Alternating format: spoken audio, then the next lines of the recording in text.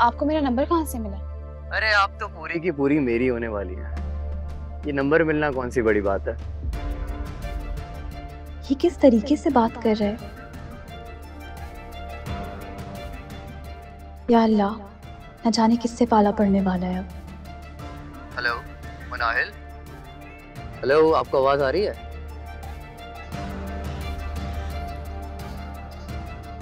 मुनाहिल। Hello.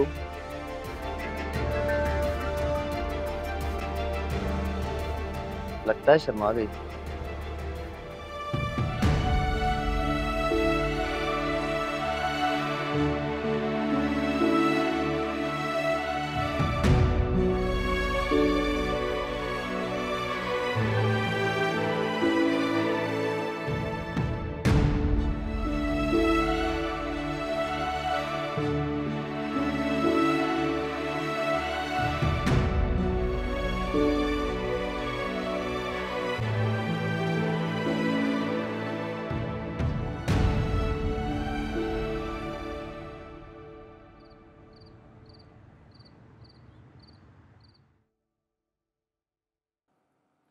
तशवीश की बात तो ये है कि इतना कीमती जेवर घर के अंदर से कैसे गायब हो सकता है।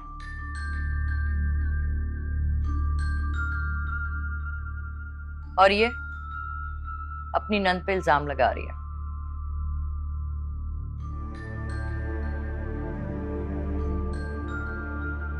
कह रही है कि निमरा ने चोरी कर ली।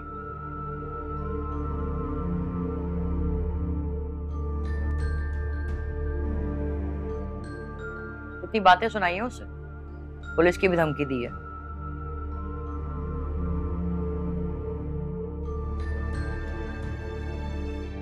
अब उस लड़की ने रो रो के अपना बुरा हाल किया हुआ। सारा तुम्हारा दिमाग तो ठीक है?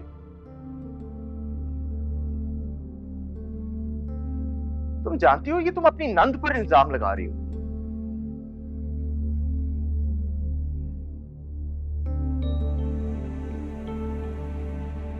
उसको क्या जरूरत है ये करने की? वो क्यों करेगी चोरी? जानती हूँ, और अच्छी तरह से इन लोगों की खसलत भी पहचानती हूँ।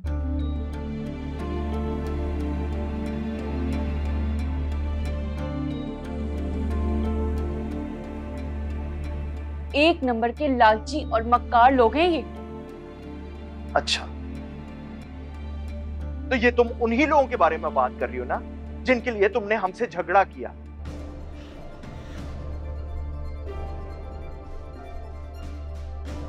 हमारी मुखालफत के बावजूद तुमने उनसे रिश्ता जोड़ा। भाई, मैंने रिश्ता हन्नान से जोड़ा था, उसके घर वालों से नहीं। जो भी है, तुम्हें उसको ये सब कुछ नहीं कहना चाहिए था। वो बेवकूफ है लेकिन लालची और मकार नहीं है। वो ऐसा नहीं कर सकती।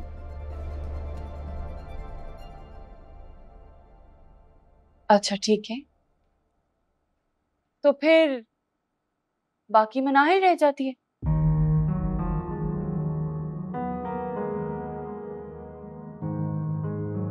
फिर उसी का काम होगा ना ये। सारा अपनी ना जुबान को लगाम दो समझी तुम।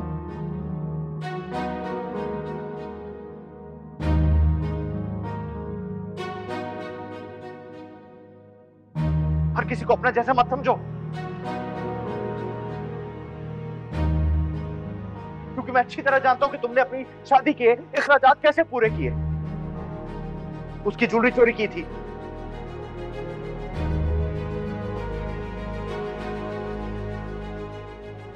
और ये 3-4 लाख रुपए की बात नहीं कर रहा, 30-40 की बात कर रहा हूं मैं। आप उस लड़की के लिए अपनी बहन को चोर बना रहे हैं जो आपको मुंह तक नहीं लगाती। वो मुझे मुंह लगाए या ना लगाए, लेकिन सच तो ये है कि आज तक हम उसकी दौलत के ऊपर ऐश करते आए।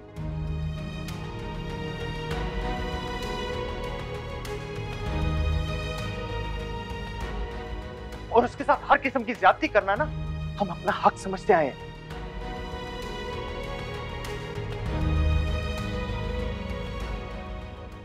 जैन बस कर दो। बगैर सोचे समझे, बगैर तस्दीक के तुम अपनी बहन पे इल्जाम लगा रहे हो। ना ना ना ना ना, मैं ये जो भी बात कर रहा हूं ना, ये तस्दीक के साथ कर रहा हूं, क्योंकि जो कुछ भी है ये मैंने अपने कानों से सुना है।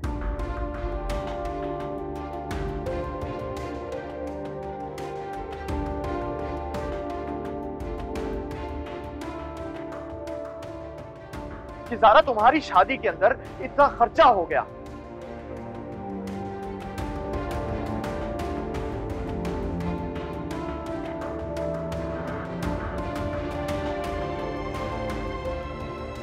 तुम्हारी शादी में लाखों रुपए खर्च किए मैंने,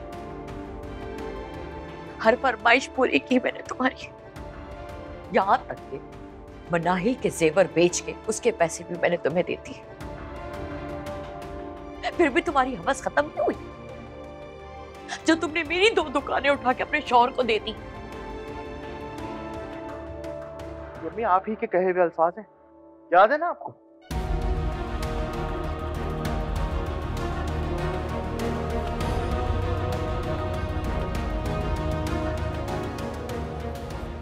शर्म नहीं आती।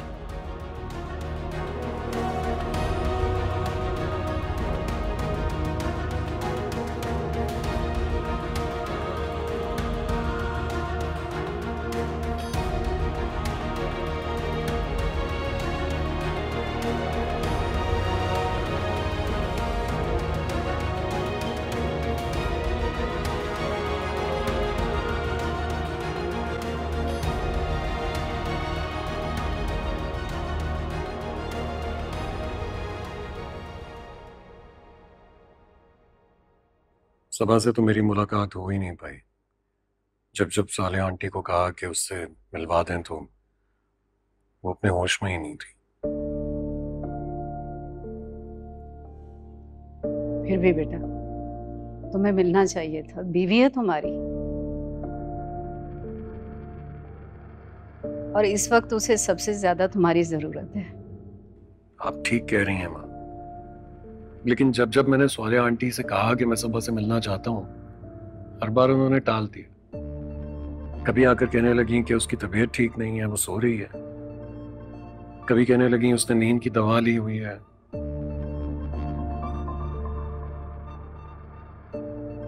सच बताऊं तो मुझे तो ऐसा लग रहा था जैसे सबा मुझसे मिलना ही नहीं चाहती। अरे बेटा तुम खामखा बदगुमा हो रहे हो। माँ बाप का साया सर से उठ जाना बहुत बड़ा हादसा होता है।